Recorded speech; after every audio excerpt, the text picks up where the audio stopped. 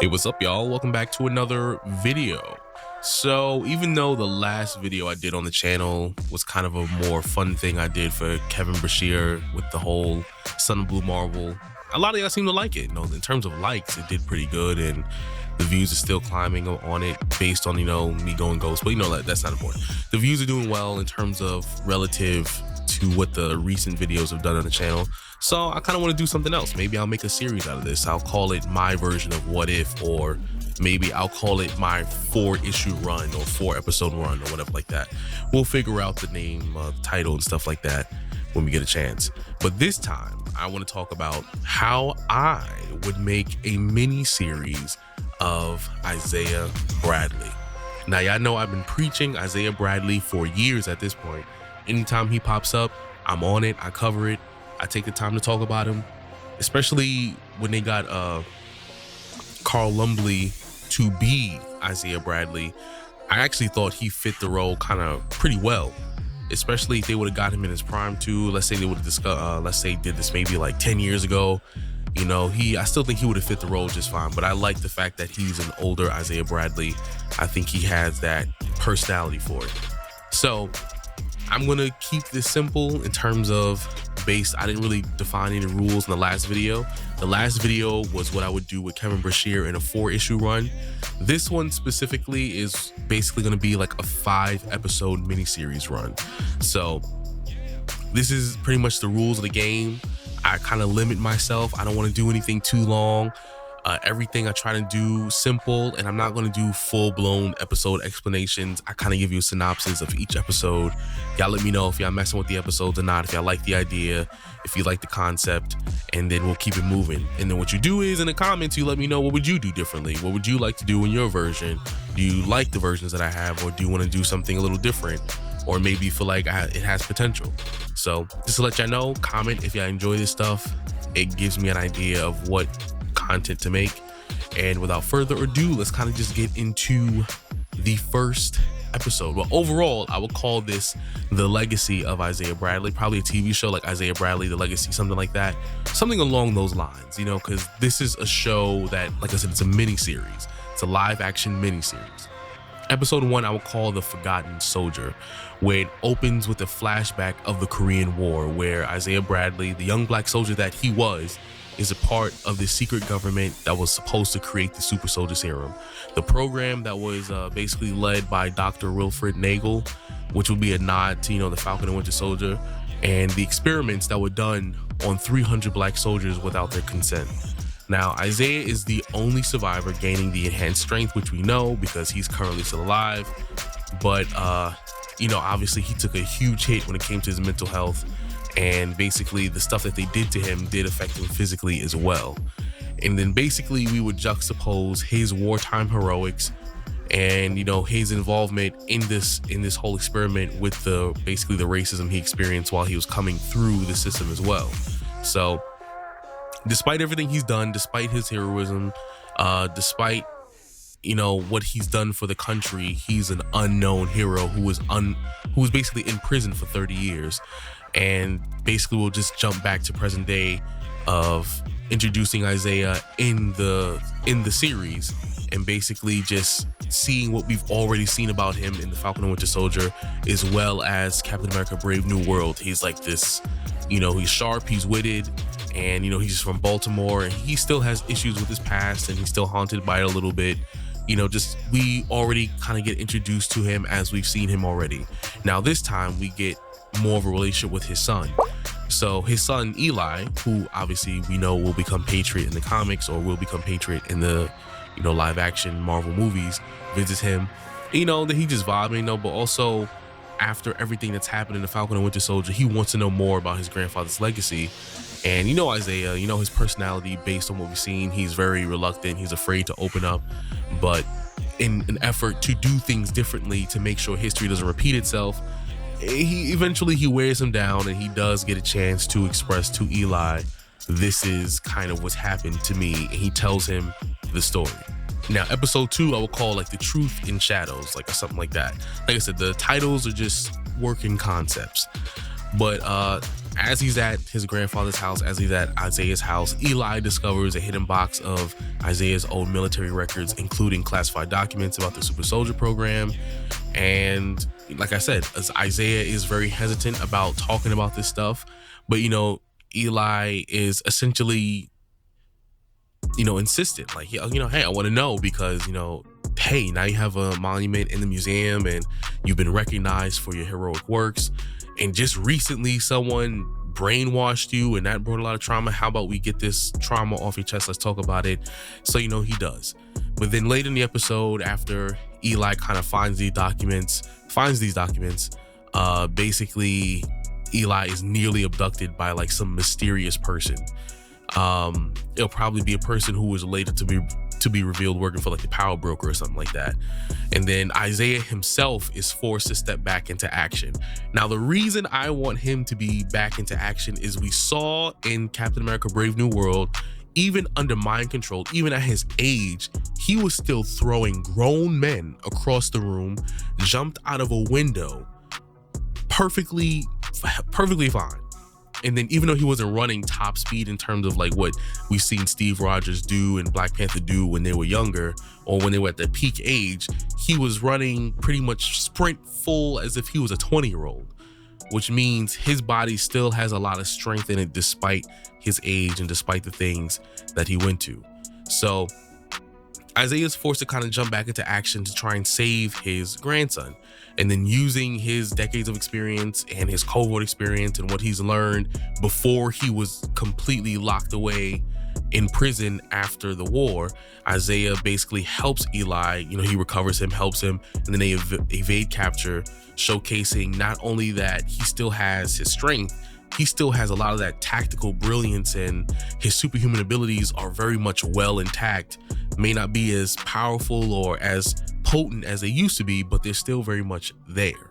And then the episode just dives deeper into his time in prison, because as he's going through this, reliving the tactical experience or remembering or recalling these things that he had to do in order to survive, he kind of starts getting these flashbacks or remembering things, especially when it came to his time in prison, where he was being experimented on, his DNA being harvested to create new serums, and basically tying everything back into the power broker, Dr. Nagel working on the serum, and overall just the mistrust that he has in the government, and him suspecting possibly the government after everything that's happened in the last movie of Captain America Brave New World. There's a chance that the government still might be involved in some way, shape, or form. So this kind of starts to explore more of his personal views on what he's been through, as well as his still distrust of the government. Now, in this episode, we won't see Sam Wilson specifically, but maybe not in person. Maybe we can get like one of those hologram things, or maybe just on the phone we can hear Sam Wilson's voice on the phone as he reaches out, or some sort of communication device reaching out to him. Isaiah's reaching out to Sam Wilson for help, and then or maybe Eli suggests reaching out to Sam Wilson, but then Isaiah dismisses the idea, stating like, we can't really get him involved, knowing basically the situation that's happened from the last movie. So kind of taunting at the idea that it's possible for Falcon to be in the movie, or the new Captain America to be in the movie, but then denying it so that way the story can focus strictly on him. Now, this is when we transition to episode 3, where I will call this the Ghost of the Past, where Isaiah and Eli track down an old comrade, Moses Magnum, which is basically another nod to Marvel Comics, a character in Marvel Comics. He was a part of the original Super Soldier experiment, but escaped before the final test. So even though Isaiah Bradley was the one who survived the totality of the test, someone else did manage to escape from the test. And then Moses would reveal that the power broker has been using Isaiah's DNA to create new and more stable serums, which we discovered in the Falcon and Winter Soldier in the first place. He was a primary target, so that way people can develop more serum, because he's the only other person known to have a stable serum in their body, or at least stable enough that they can build off of it and do something better. Because also that goes hand in hand with the Winter Soldier serum that Bucky has and all that stuff. So this is all things that all play together in a bigger part. And this revelation basically ties into the events of what I said that happened in Falcon and Winter Soldier, and how deep the power broker's operations are when it comes to the super soldier serum and trying to recreate more powerful or more soldiers. And I want this episode to feature like, you know, a nice little mission of infiltration into the Power Brokers facility where Isaiah and Eli discover vials of new serums and documents linking to the program and government officials who are still involved, because even if Hydra may have officially fell, there has been traces of them popping up in Madrigal, or I forget if is it Madrigal, or, you know, that place that they went to in the Falcon and Winter Soldier, basically, which is like a free-for-all for criminals, basically. But just because they officially fell, there's still people out there after they fell that still either didn't get arrested or didn't get killed, as we once again saw in Civil War when Zemo was able to, you know, find these files, access the information, and then get access to these people. So I want to see more of that as well, because this is all tied together. So basically in this episode, we see him, he's infiltrating this facility. He outsmarts a lot of the facility security because he's still a tactical genius who still is enhanced by the super soldier serum, even though we do start to see him struggle with his aging body and the toll of his powers, because he may have all this strength still. As he's getting older, maybe his bones may be stronger than the average person's bones, even at their physical human peak. For the type of abilities he has, it probably still takes a toll on his body because he's aging. So we'll see a little bit of that. It's not like he passes out or something like that, but just simply he might get a little winded a little more than he should, or maybe he just says in passing like, hey, back if this was 20-30 years ago, I probably would have been able to do this a lot faster. Just something to show, like, even though he still has a lot of that serum flowing through his system, he still is suffering with the fact that he's aging. And then the episode can end with Isaiah and Eli basically narrowly escaping from the facility, and basically Isaiah destroying the vials, declaring no one else should suffer like he did, basically trying to close the chapter on the serum, like nobody else should have this serum. He's basically getting rid of it because we've seen what it can do to people, because it enhances what's already there. Captain America was the only perfect soldier in terms of who he was and what he did and the kind of beliefs he had. But then a lot of other people who took the serum, it completely kind of morphed them. We saw that with Red Skull. We saw that with the extremists when it came to the Falcon and Winter Soldier. They took the serum, especially that girl. She took the serum and it just sent her over with power. And then we saw that with John Walker, where he got the serum. It amplified his insecurities of just being a regular human, and he took it for the wrong reason, and then he done killed somebody in public and blah blah blah, did all that extra stuff. So he does not want someone else to be a super soldier, possibly, who does not need the power. Now, episode 4 would be The Weight of the Shield, where Isaiah and Eli continue to like covertly investigate, uncovering the conspiracy based on the information they collected. And also the government has been using Isaiah's DNA to create new generations of super soldier intended to be enforcers, right? So this ties once again into MCU's broader themes of power and control, and also some of the things we've seen in the new Captain America movie, where Thaddeus Ross, despite him trying to be a better person, he wasn't really a better person, even if some of that wasn't really totally in his control, because obviously he was kind of shifting into the Red Hulk because he's been consuming small doses of gamma radiation. Yeah, he may not have been in total absolute control, but deep down he didn't really change that much. And it's entirely within the realm of reason that even though they acknowledged him as a hero, they still had access to his DNA and they were using it to create this. So they possibly could be responsible for this. There's other government agencies who might want to get this information or buy it, or it goes way deeper than what, you know, most people would probably expect. And of course, Isaiah mistrusts the system. And then, of course, finding out this information is validated. But then his grandson Eli argues that, you know, maybe they need to expose the truth. You know, maybe they need to kind of get an understanding of what's going on, expose it to the world, so that way people can understand the government cannot be trusted.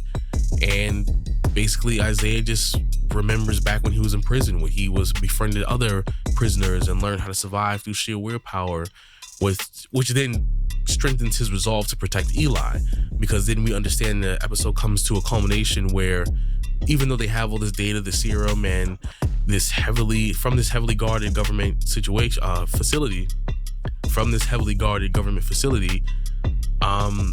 he just wants to protect Eli. He doesn't want him to go public because he feels like, one, it's not worth it, because no matter what he does and doesn't do, there's always someone involved, especially when it comes to things that revolve around power. But then two, it won't change anything. And then at the end of the day as well, it'll put Eli in danger, which is something he does not want to do. But nonetheless, he still chooses to bury it deep where no one can find it. And I don't mean literally bury it. I just mean like either he can literally bury it or he can destroy it, or he's the only one that knows about it. Whatever the case may be, he does what he has to do. And on the final episode, I really wanted to think about this because I think it's important, but I think this will kind of add weight to the episode, where in the final episode, Isaiah and Eli return to Baltimore. The relationship is pretty strong because Eli understands what Isaiah had to go through. And it also was boosted by the fact that he had an opportunity to go through this with Isaiah. And then Isaiah finally opens up to Eli completely about his past, sharing the full extent of his suffering, the weight of being forgotten. And Eli basically inspired his grandfather to be resilient and, vows to continue fighting for justice in whatever way he can.